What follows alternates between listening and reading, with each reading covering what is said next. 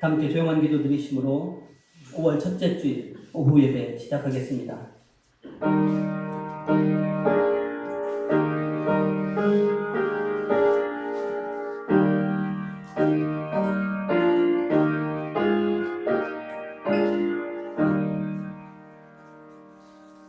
찬송가 570장 부르겠습니다.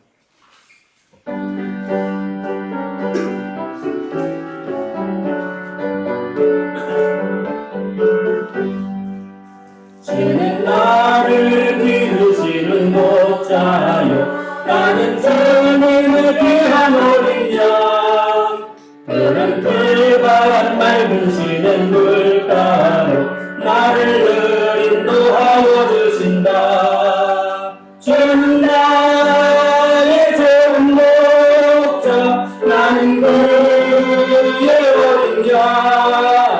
저를 따라 꼴을 먹여주시니 내게 부족함 전혀 없어라. 예쁜 새들 노래하는 아침과 노을 비비는 고운 황혼에 사랑하는 나의 목자 음성이 나를 언제나 불러주신다. 주는 나의 좋은 목자, 나는 그의 어린 양. 저를 따라 꼴을 먹여주시니 내게 부족함 전혀 없어라.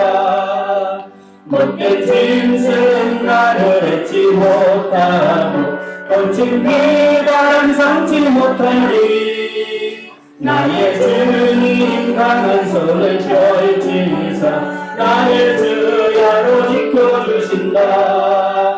주는 나의 좋은 목자, 나는 그의 어린 양. 저를 따라 꼴을 먹여주시니 내게 부족함 전혀 없어라.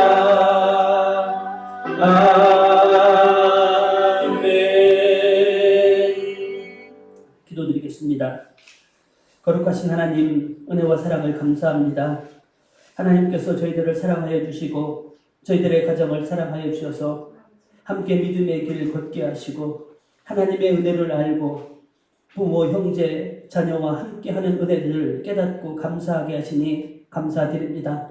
늘 우리에게 주신 것 감사할 수 있는 저희들 되게 하여 주시고 또한 그곳에서 주의 영광으로 함께 만들어가고 이루어가는 그것들을 함께 맛볼 수 있도록 주님 은총 더하여 주옵소서.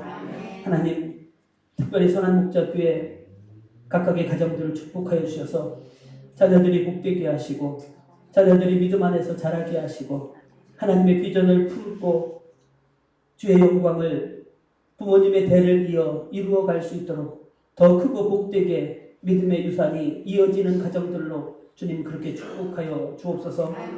하나님 또한 부모에게 순종하며 또한 부모를 공경할 수 있는 자녀들이 될 수 있도록 인도하여 주옵소서. 인간적인 그 모든 효와 그리고 인간적인 사랑을 함께 나눌 수 있는 그러한 복되고 아름다운 가정들로 주님 세워주시고 인도하여 주옵소서. 하나님, 그리하여 우리의 가정들이 세상의 어느 곳에서도 본이 되어지며 하나님 아버지 축복이 하나님의 은혜와 축복이 넘치는 것 드러내며 보여주기에 부족함이 없는 아름다운 가정들로 그렇게 축복하여 주옵소서.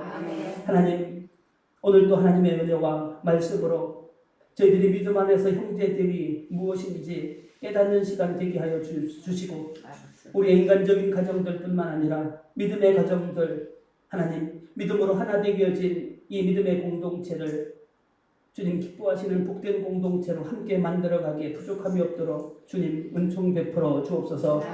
부족한 종 단 위에 세우셨사오니 주님 부족한 육체는 십자가 뒤에 가려주시고 거룩하신 하나님의 말씀만 대언하기에 조금도 부족함이 없도록 인도하여 주시며 말씀을 듣는 성도들을 하나님 변화시켜 주시고 말씀 가운데서 하나님의 뜻이 발견되어지며 하나님의 사람으로 준비되어지는 복된 시간 될 수 있도록 주님 그렇게 역사하여 주옵소서. 오직 주님만 영광 받으시는 복된 예배 되기 원하며 예수님의 이름으로 감사하며 기도드리옵나이다. 아멘. 오늘 함께 보실 하나님의 말씀 마가복음 3장 31절로 35절, 제가 가지고 있는 성경 57면에 있습니다.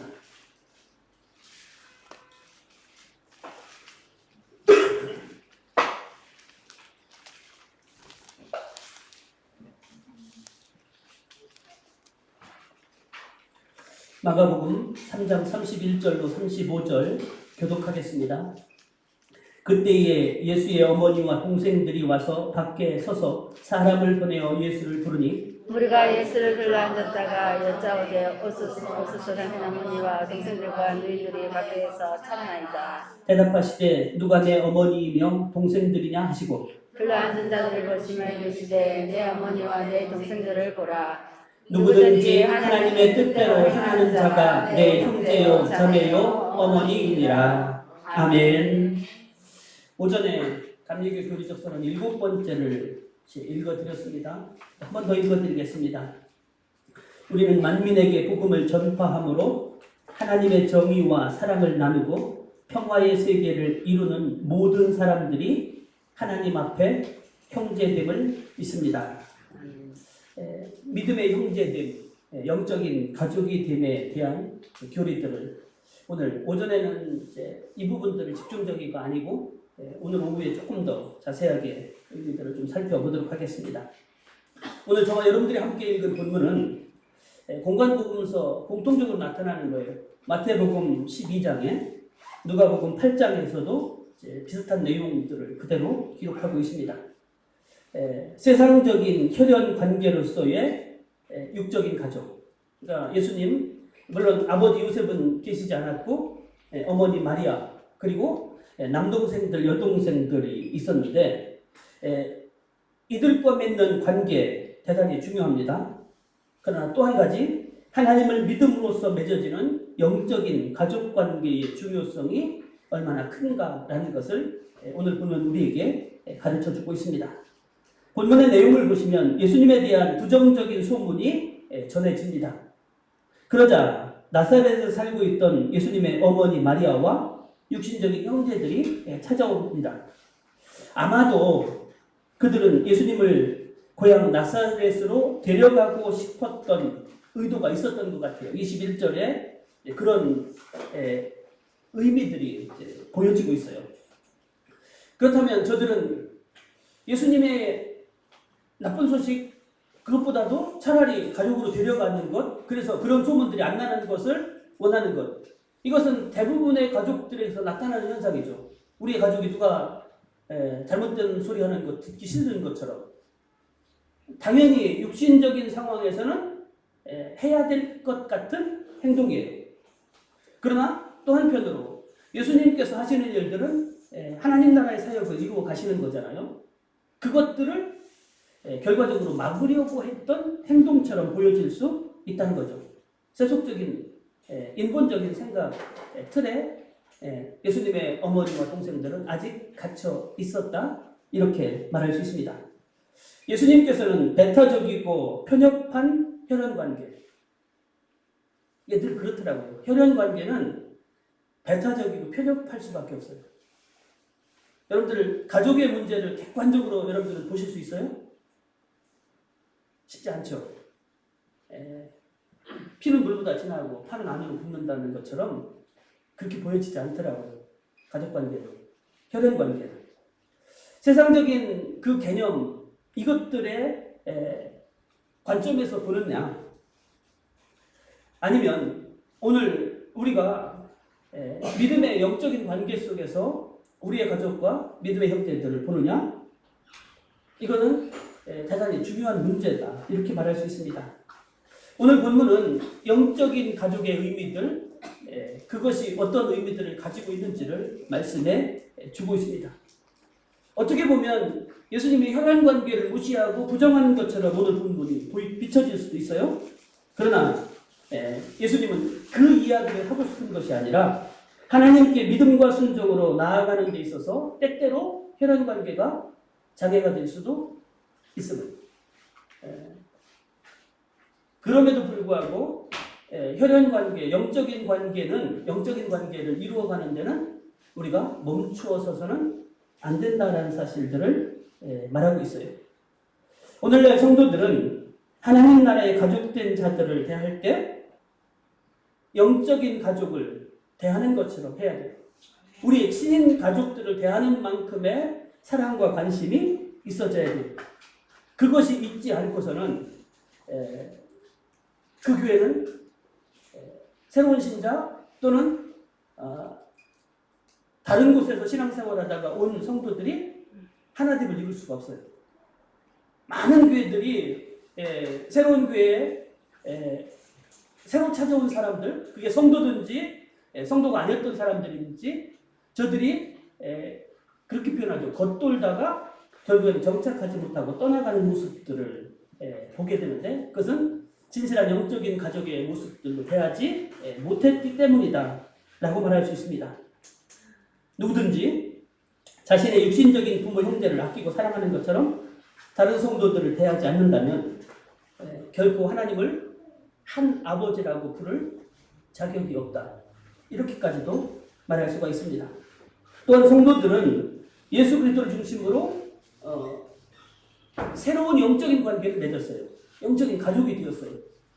집안마다 가문이 있잖아요. 육신적인 가문에 가문이 있는 것처럼 영적인 가족, 영적인 공동체 안에도 따라야 될 영적인 교훈, 영적인 가문 이게 있어야죠.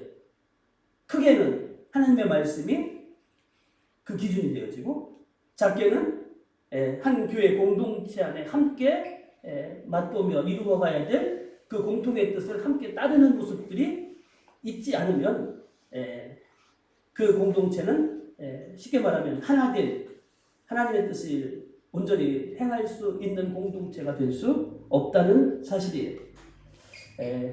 오늘 이 아침에 믿음의 형제, 자매인 영적인 가족들을 대하는 태도가 어떠해야 되는지 함께 말씀을 나누면서 은혜 받고자 합니다. 마태복음 19장 1절로 12절에 보시면 예수님께서 공생의 사역을 거의 다 마칠 때쯤이었어요.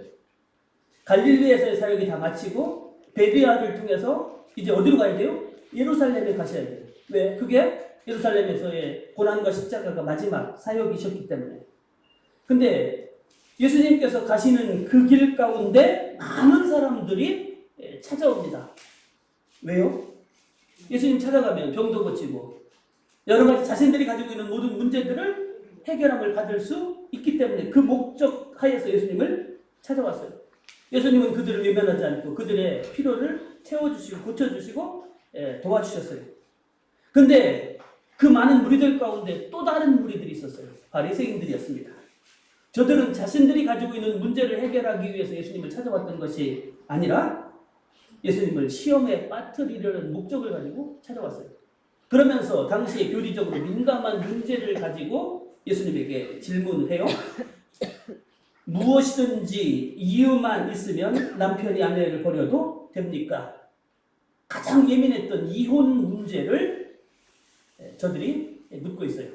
근데 당시에 유대 바리새파는요, 우리가 종교, 예수님 당시 종파들 여기 이야기하죠. 사두개파, 바리새파, 뭐 에스레파, 뭐 헤롯당, 뭐 다양한 종파들이 있었어요. 열심당. 근데 바리새파 중에서도 일반적으로 두 개의 파벌로 나뉘어져 있었습니다. 그것은 어떤 거냐면 율법을 조금 더 유연하게 적용하고 지켜도 된다라고 생각했던 힐렐파와 아니야 말씀에 있는 그대로 꼼꼼하게 너무나 정확하게 지켜야 된다라고 생각했던 샴마이파 두 파로 나뉘어져 있었습니다.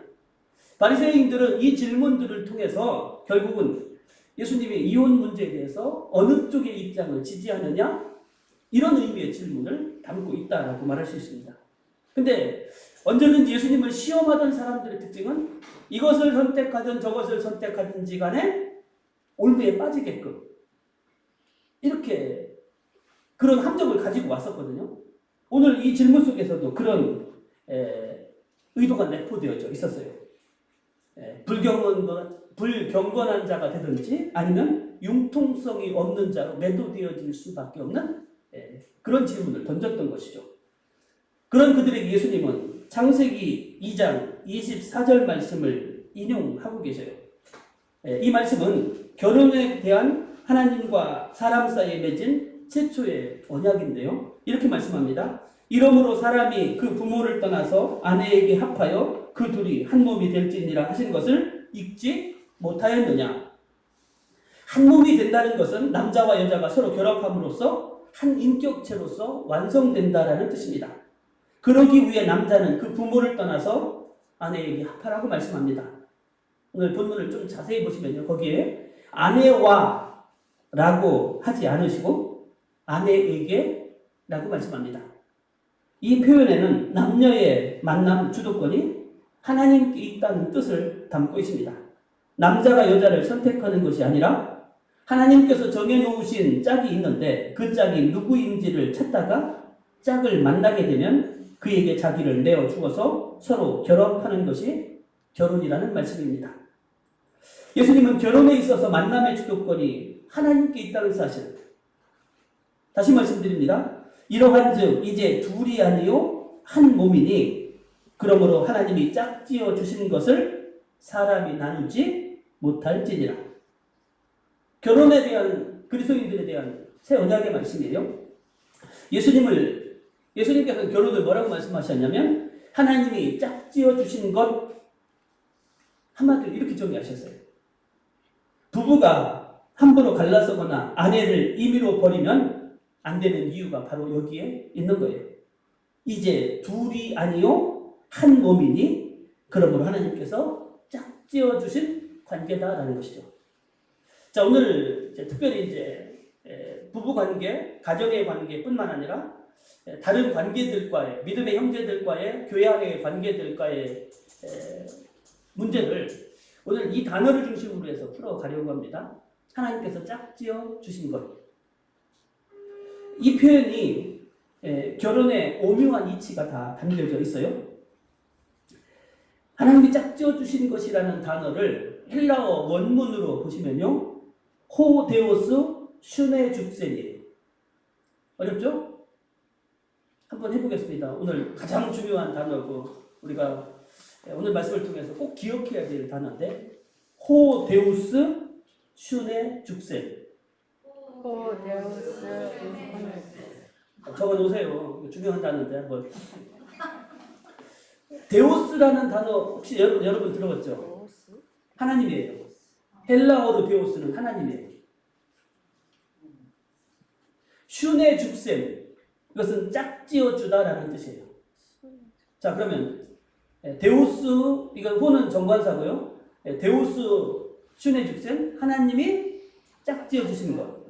자, 그러면 데우스는 이게 명사, 보통 명사거든요. 하나님이라는 단어. 그다음에 슈네 죽셈은 두 단어가 합쳐진 거예요. 슈네는 함께라는 전치사예요. 함께라는 뜻을 가진 전치사 슈네 플러스 주고스라는 단어가 합쳐진 거거든요. 이 주고스의 뜻은 멍에 결의를 뜻하는 단어예요. 그러니까 원문대로 직역하면 짝지어 주셨다는 말은 함께 멍에를 메우다, 한 결의가 되다 라는 뜻이에요. 결의라는 말 들어보셨나요? 엘리사가 엘리야의 부름을 받을 때 무엇하고 있었죠? 12결의의 소에다가 쟁기를 메우고서 밭을 갈고 있었어요. 여기 결의라는 말은 우리나라는 소 한 마리에다가 멍에를 메워서 밭을 갈게 있어요. 어른들은 다 봐서 알아요. 근데 유대 같은 경우에는 두 마리에 같이 했어요. 이게 예수님의 멍에를 메는 거 십자가도 같은 의미예요. 나중에 그 언제 설명드린 적이 있는데 두 마리가 같이 멍에를 메요. 함께 멍에를 메고 같이 가요. 그런데 예수님의 의미를 조금 오늘 이 시간에 좀 설명드리면 그 중에서 두 마리가 똑같은 능력을 가진 게 아니라 한 마리는 능력을 가지고 대부분의 역할을 하고 한 마리는 같이 따라가는 역할들을 하는데 우리는 예수님의 멍에를 함께 매지만 실제 모든 일들을 행하시는 분은 예수님이라는 의미를 우리가 잊지 말아야 돼요. 이 멍에를 함께 매다가 바로 그런 의미인데 부부관계를 오늘 이렇게 설명하는 거죠. 부부가 된다는 것은 함께 멍에를 매는 관계가 되는 것이고 생사고락을 함께하는 공동체 되는 것이라는 의미예요. 혹시 결혼식 서약할 때 거의 대부분 빠지지 않고 하는 말들이 있어요. 괴로울 때나 즐거울 때나. 여러분 그런 말씀 안 들으셨어요? 결혼 안 하신 분가? 기쁠 때나 슬플 때나 건강할 때나 병들 때나 항상 뭐 동행한다, 함께한다 이런 의미들을 늘 말씀을 하죠. 이게 바로 부부 관계라는 의미죠. 자, 그런데 처음에 그런 마음 먹고 결혼들 다 하셨죠. 막상 살다 보면 말처럼 그게 쉬운가요? 아니죠. 함께 명예를 내는 거 쉽지 않아요. 마음이 뜻이 맞아도 쉽지 않아요. 그런데 대부분의 경우에는 상대방이 멍해일 때가 있죠. 예수님께서 네 집안 식구가 원수라 이런 말씀도 있는데 함께 멍해를 내도 쉽지 않은 것이 결혼 생활인데 상대방이 멍해라면 그 차라리 벗어버리고 싶을 때가 한두 번이 아니죠. 결의수가 손발이 딱딱 맞아서 멈출 때 멈추고 갈 때 가고 돌 때 돌아야 그 일이 쉽고 원활하게 할 수 있는데 부부관계도 그런데 근데 실제적으로 딱딱 맞는 부부 얼마나 있을까요? 달라도 이만저만 다른 게 아니에요. 대부분의 경우를 제가 보니까 비슷한 사람이 만나는 게 아니라 반대되는 사람이 만나도 부부가 되더라고요. 그게 좋아서 만났는데 나와 같은 모습이 싫어서 반대되는 사람을 찾았는데 때때로 그 반대되는 것이 너무 힘들고 어려운 것이 실제적인 부부관계일 때가 참 많이 있습니다. 자, 근데 잊지 말아야 될 것은요. 맞아서 같이 사는 것이 아니라 맞춰가면서 사는 것이 부부관계라고 말할 수 있어요. 참 이혼이 많은 세대로 우리가 살고 있습니다. 근데 이혼의 이유를 쭉 얘기하면 참 다양한 이유들이 나와요. 근데 변함없이 이혼의 1위, 이혼 사유의 1위 뭔지 아세요? 성격. 여러분들 잘 아시네요. 한마디로 뭐예요? 성격이 안 맞아서 못 살겠다는 것이죠. 근데 성격이 맞는 부부가 얼마나 될까요? 다른 사람 예를 들으면 서운하실 것 같아서 목사님들 중에서 제가 두 가지 예를 드려보겠습니다. 모임에 늘 늦게 나오는 목사님 부부가 있었어요. 근데 이유가 뭐였냐면 목사님은 성격이 대단히 급해요. 철저한 분이에요. 사모님은 느긋한 부분이었어요. 목사님이 약속 시간 얼마 안 남았어. 30분 전이야. 준비됐어? 네. 조금만 기다려요. 20분 전이야. 준비돼서? 네. 조금만 더 기다려요. 10분 전이야. 준비돼서? 네. 조금만 더 기다려요. 성격 급한 목사님이 도저히 안 돼서 바깥에 나가서 차에 시동을 걸었습니다. 사모님이 헛지겁 쫓아나오다가 창문을 열다 말고 갑자기 닫으면서 아 참 빨래. 그러고 다시 집 안으로 들어갔다고. 보면 늦는 사람은 늘 항상 늦는 이유가 있어요. 그래서 그 목사님 부부는 항상 모임에 늦었다고 해요. 어떤 목사님은 기도 제목이 있어요. 그 기도 제목이 뭐였냐면 주님 우리 집사람 정리정돈 좀 잘하게 해주세요. 낫다고 그럽니다. 어디 바깥에 외출했다가 사택에 들어가면 들어갈 때부터 하나씩 옷을 벗어서 쭉 걸어가면서 옷을 번지는 사모님이 계셨다고 그래요. 근데 그게 이제 너무 스트레스가 되니까 하나씩 반대되는 부분도 있어요. 그래서 이제 옷을 갖다 정리하다가 하나님 앞에 늘 그렇게 기도했다고 합니다. 주님, 우리 집사람 정리정돈 좀 잘 되게 해달라고. 그게 제 소원입니다. 그랬더니 하나님께서 어느 날 응답을 그 목사님에게 주셨다고 해요. 그래서 내가 정리정돈 잘하는 너를 붙여놓은 걸 아니냐? 그 부분에 대해서는 이제 포기해라. 아시죠 여러분들? 몇십 년 살아도 저기 상대방 바뀌던가요? 인간적으로 충분히 바뀔 만한데 그게 그렇게 소원이라는데 그거 하나가 참 바뀌기 쉽지 않아요. 한마디로 말하면 딱딱 맞아서 사는 부부 이 세상에 찾아보기 쉽지 않다는 거죠. 하나님의 섭리 안에서 만났으니까 서로 맞춰가며 사는 것이고 그렇게 살다 보니까 이제 저 사람 못 쓰면 안 되겠다. 다른 사람은 불편해서 못 살겠다. 어떤 부분이 그러더라고요. 다시 만나도 저 사람 상대방이랑 살겠느냐 했더니 그냥 살겠대요. 이유가 뭐냐면 다른 사람이랑 어떻게 다시 또 맞춰갈지 그 생각 끔찍해서 그냥 그래도 조금이라도 맞춰진 그 사람이랑 살겠다라는 이야기를 하시는 분이 계시더라고요. 그래요. 완벽하게 나에게 맞출 수도 상대방에 맞출 수도 없어요. 그렇게 살아가는 거죠. 우리가 잊지 말아야 될 것은 결혼만이 하나님께서 우리에게 맺어주신 관계일까요? 아니에요. 적어도 그리스도인은 어떻게 생각했냐면 우리의 모든 삶의 모든 부분들을 주관하시는 분 하나님이라는 사실을 잊지 않고 믿음으로 고백하는 거예요. 아멘. 천하범사에 기한이 있고 목적한 바를 이룰 때가 있는데 그 기한과 방법을 정하시는 분도 하나님이시고 아멘. 일을 시작하시는 분도 하나님이시며 일을 이루고 성취하시는 분도 하나님이심을 우리는 믿습니다. 아멘. 우리는 하나님의 주권을 인정하고 하나님의 섭리를 믿는 사람들입니다. 그렇기 때문에 우리는 결혼만이 아니라 가족관계만이 아니라 우리가 맺고 있는 모든 관계의 이유를 하나님에게서 찾아야 합니다. 내가 누구와 어떤 관계를 맺고 직장생활하고 가정생활하고 그리고 사회생활을 하는지 한 교회에서 오래 목회하지 못하고 자주 옮겨 다니는 목사님들이 있습니다. 그분들의 이유는 아주 분명합니다. 교회와 자신이 맞지 않는다는 거예요. 그런데 하나님께서 짝지어 주신 관계가 부부관계만은 아니라는 것 좀 전에도 말씀드렸죠.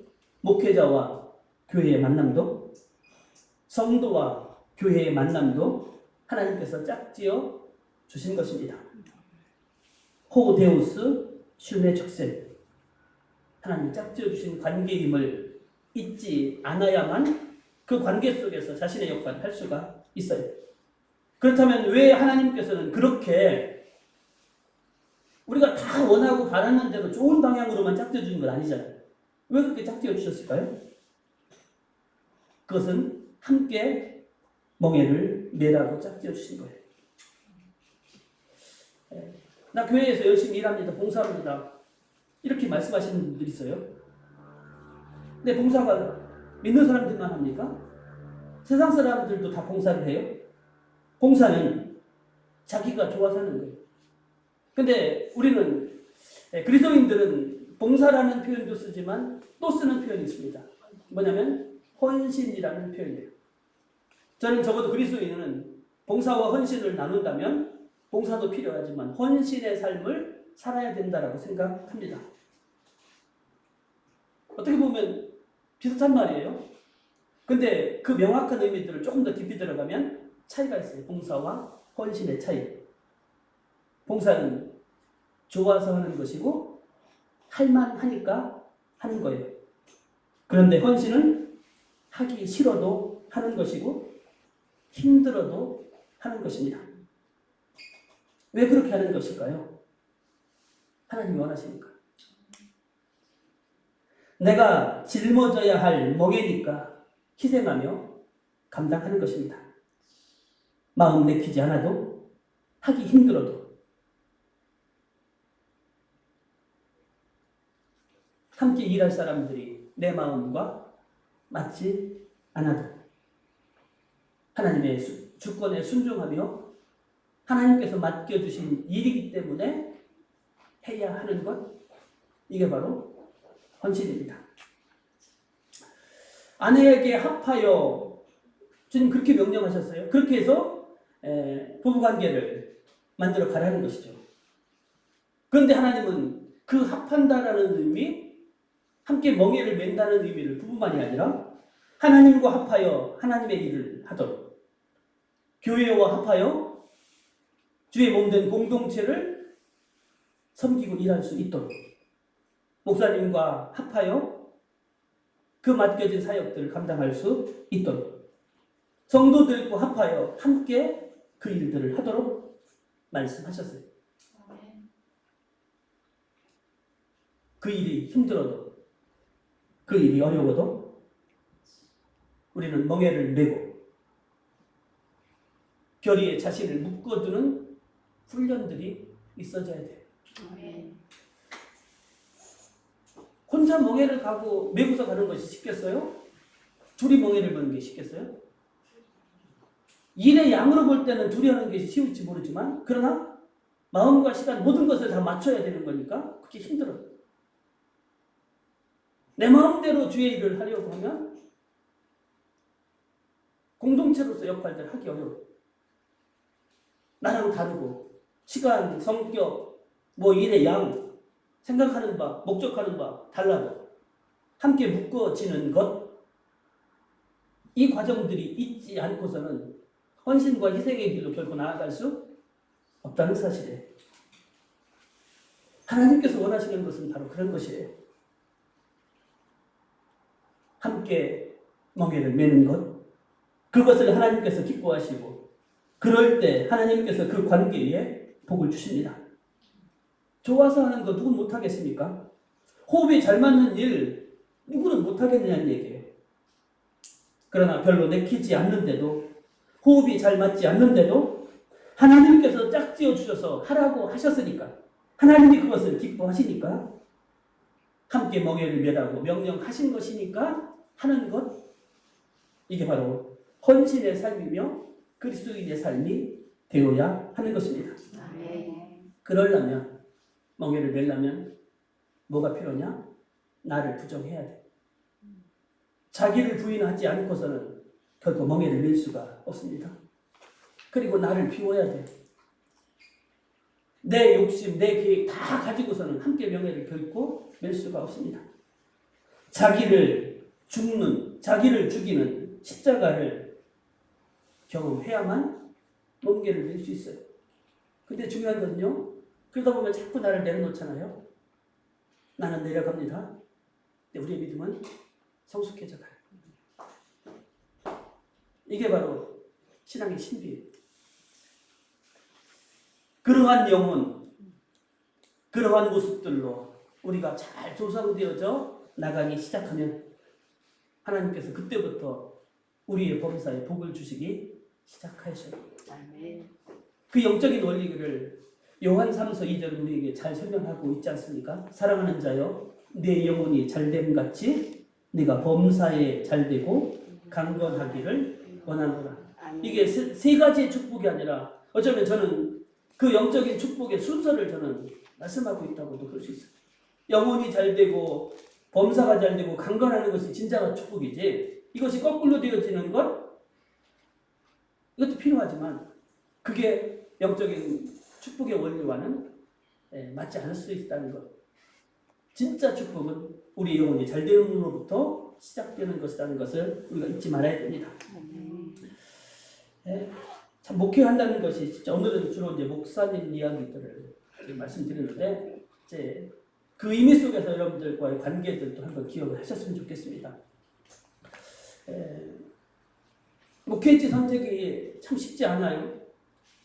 장기 목회 또는 어느 한 곳에서 목회한다는 것이 쉽지 않은데 참 목회를 하시는 분들에게 공통되어지는 특징이 한 가지 있습니다.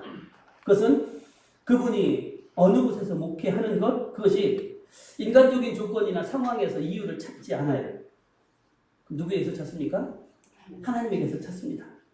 인간적으로 그 교회를 떠나야 될 수십 가지의 이유가 있다 할지라도 머물러야 할 그 한 가지 이유를 하나님께서 깨닫게 하신다면 그분은 그 하나님의 뜻으로 말미암아 그곳에 머물러 있습니다. 반대로 오래도록 머물고 싶은 수십 가지의 이유에도 하나님께서 떠나라고 하시면 그 하나의 이유 때문에 베세메스로 가는 소처럼 떨어지지 않은 발걸음을 떼며 하나님께서 계획하신 곳으로 가는 것입니다. 성도들도 마찬가지가 아닐까요?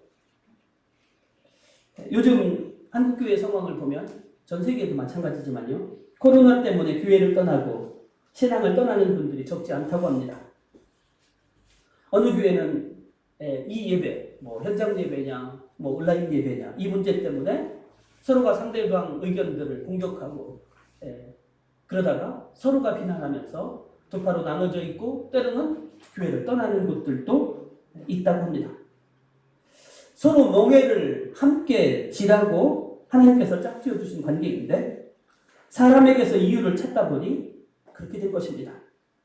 어려운 상황에서 이렇게 예배드리고 저렇게 예배드리고 하나님의 뜻을 구하는 것이 필요한데 서로 격려하며 서로 위로하라고 맺어준 목사와 성도들과 성도들의 관계인데 서로에게 잘못된 이유를 들이대면서 자신의 이유를 정당화시키려고 합니다. 자, 어려운 시기에 교회가 어려울 때는 무엇 해야 될까요? 서로를 격려하고 서로를 위로하면서 함께 기도해야 될 때죠. 불평하고 원망하고 상대방의 손가락질하기 시작하면 한이 없어요.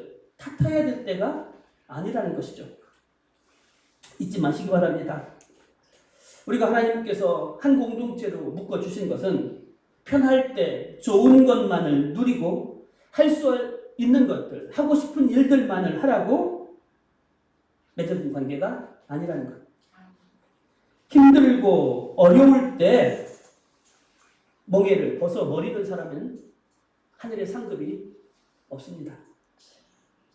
인간적으로 수십 가지의 이유를 댄다 할지라도 하나님께서 인정하시지 않는 이유라면 그것은 자기 변명일 뿐이고 자기 욕심에 따른 행동일 뿐이에요.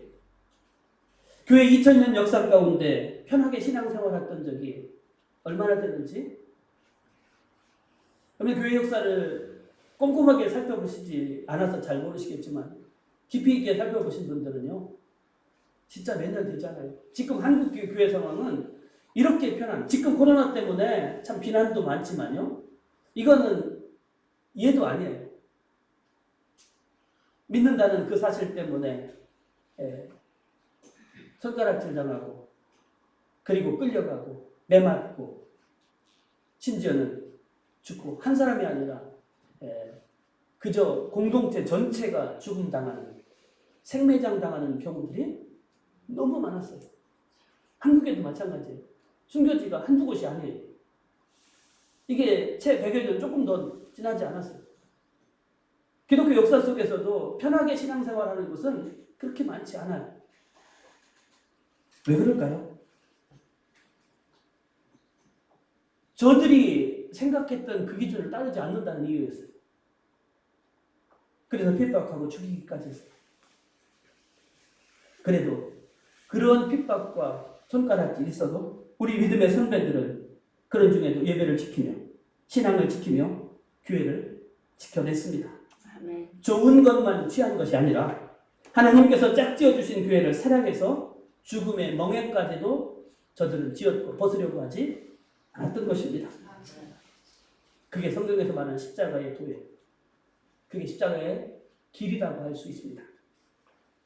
우리 구주 예수님은 십자가를 피하고 싶은 수십 가지 이유가 있었을 것입니다. 그런데 그분은 하나님의 뜻, 그 한 가지 이유 때문에 십자가를 지셨습니다. 죽음의 멍에를 지시고 십자가의 결의에 자신의 몸을 내어 맡기셨습니다. 한국에도 교회가 부흥하던 때가 있었습니다. 자, 그때 교회들의 양상들, 부흥하는 교회들의 특징들을 보면요. 가만히 있어도 이런저런 이유를 가지고서 교회에 찾아오는 사람들이 있었어요. 그리고 교회들은 사람들을 교회 안에 불러 모으고 전도하기 위해서 수십 가지 다양한 방법들을 동원했어요. 이런저런 이유, 이런저런 프로그램, 이런저런 그 모든 것들을 다 동원해서 사람들 교회 안에 모이도록 했었습니다. 그리고 떠나가지 않으려고 했어요. 다양한 방법들이 동원되었던 거죠. 그런데 앞으로는 많은 사람들이 교회를 떠나가는데 이런 이유 저런 이유 다 되면서 떠나갈 것입니다. 교회들이 사람들을 붙들어 놓았던 여러 가지 노력들이 통하지 않는 시대가 될 거예요. 그러니까 부차적인 이유를 가지고 교회에 찾아왔던 사람들은 부차적인 이유를 대면서 다 떠나갈 거예요.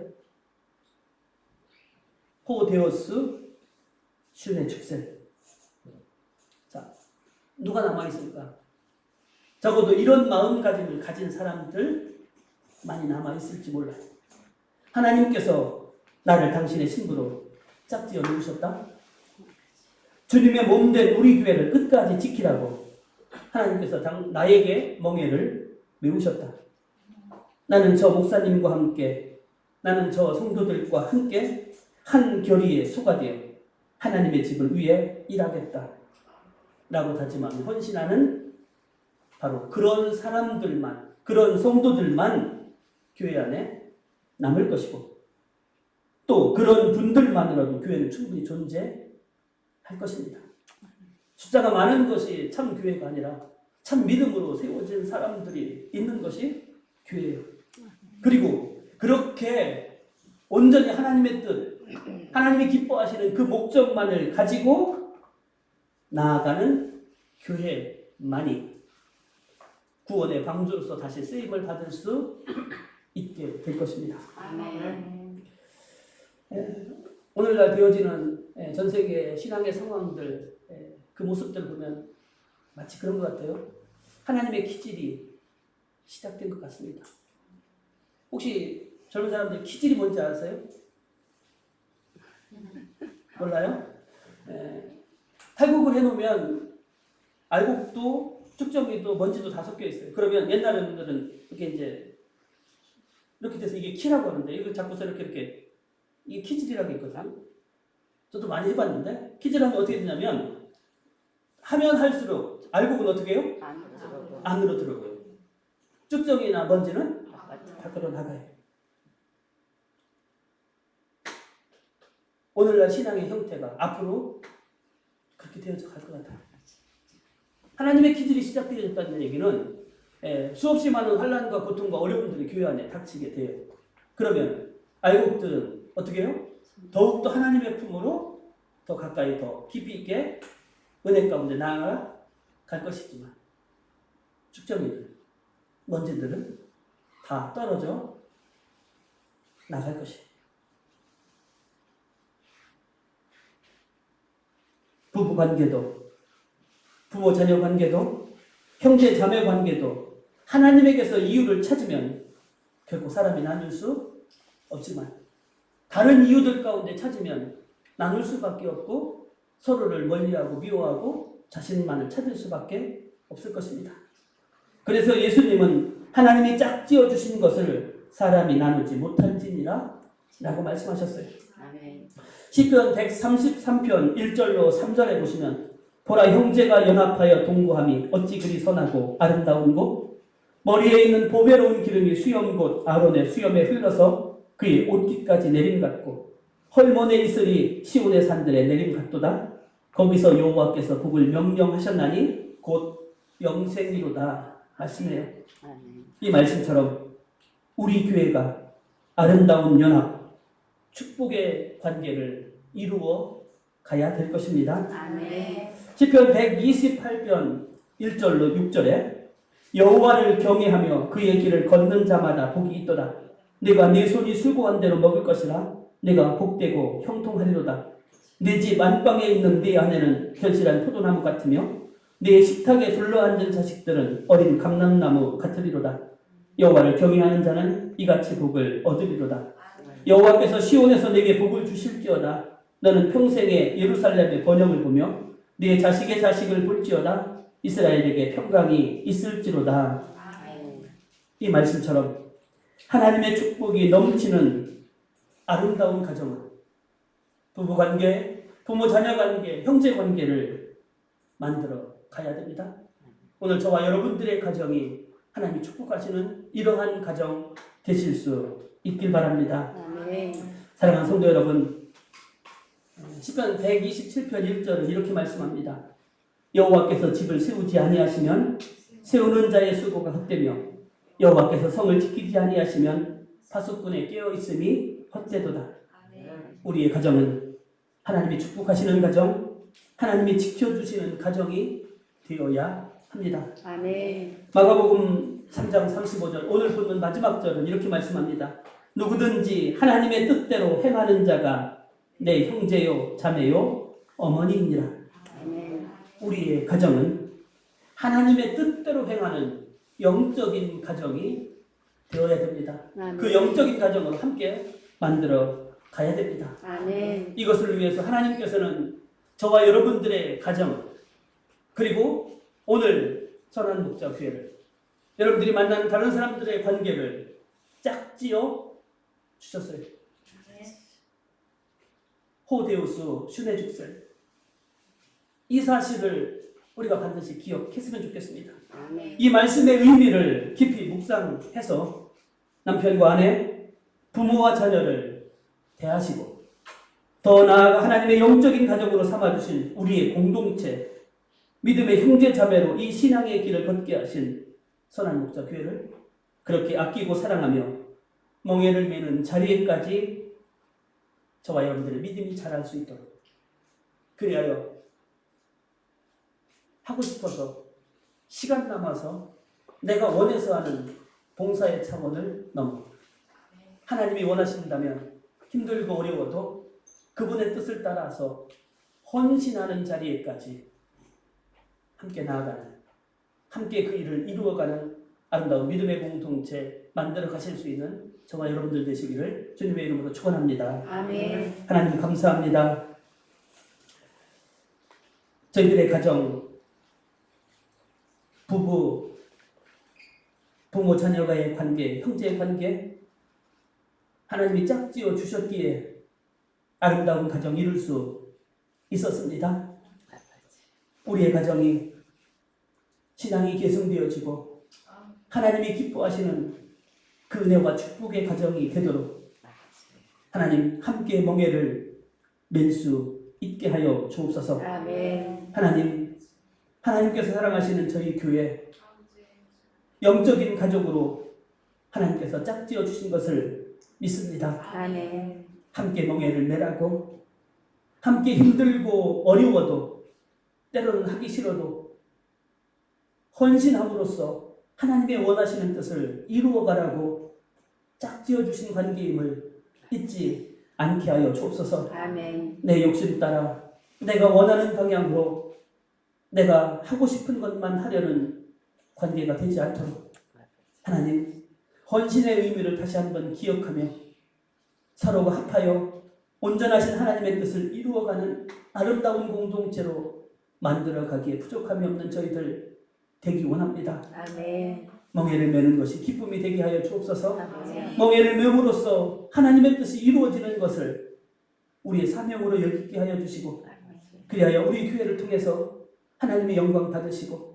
하나님 맡겨진 사명 주님 오시는 그날까지 감당하는 교회 되도록 복되고 축복된 영적인 가족 형제자매 되도록 하나님 그렇게 역사하여 주시고 함께하여 주옵소서. 아멘. 하나님 저희들에게 5월달 새로운 가정의 달을 허락하시고 그 첫째 주간을 허락하신 것 감사합니다. 이 한 주간도 주님과 동행하는 시간들이 되길 원합니다. 아멘. 주님이 원하시는 것을 볼 수 있는 눈과 들을 수 있는 귀를 허락하여 주시고 주님께서 기뻐하시는 일들을 행할 수 있는 마음과 저희들의 삶이 되게 하여 주옵소서. 아멘. 주님 붙들고 주님 주신 은혜로 믿음의 승리가 있어지는 복된 한 주간 되게 하여 주옵소서. 아멘. 예수님의 이름으로 감사하며 기도드리옵나이다. 아멘. 교회 소식 함께 주보를 참고해 주시길 바랍니다. 복된 믿음의 가정 함께 만들어 가실 수 있길 바랍니다. 찬송가 569장 부르시고 축도함으로 예배 마치겠습니다.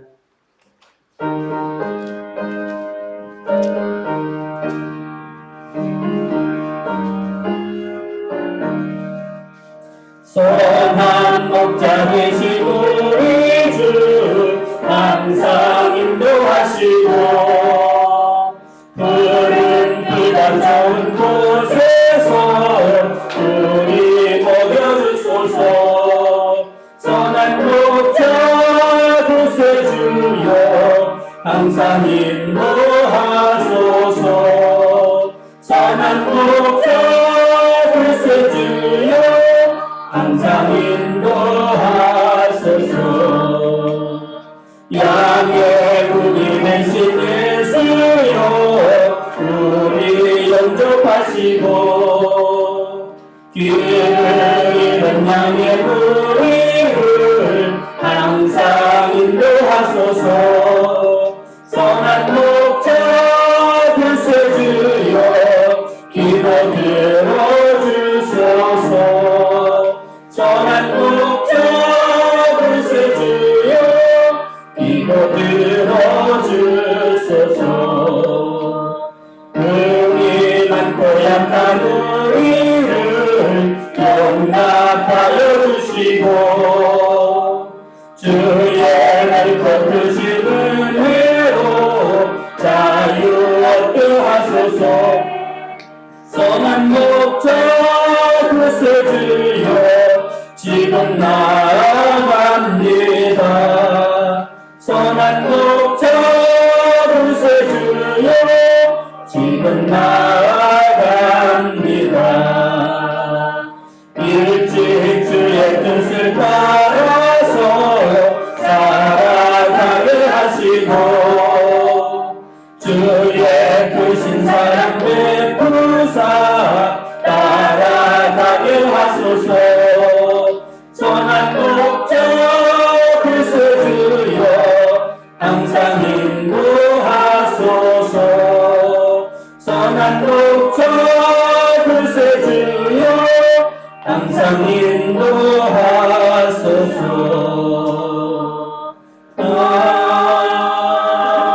아멘.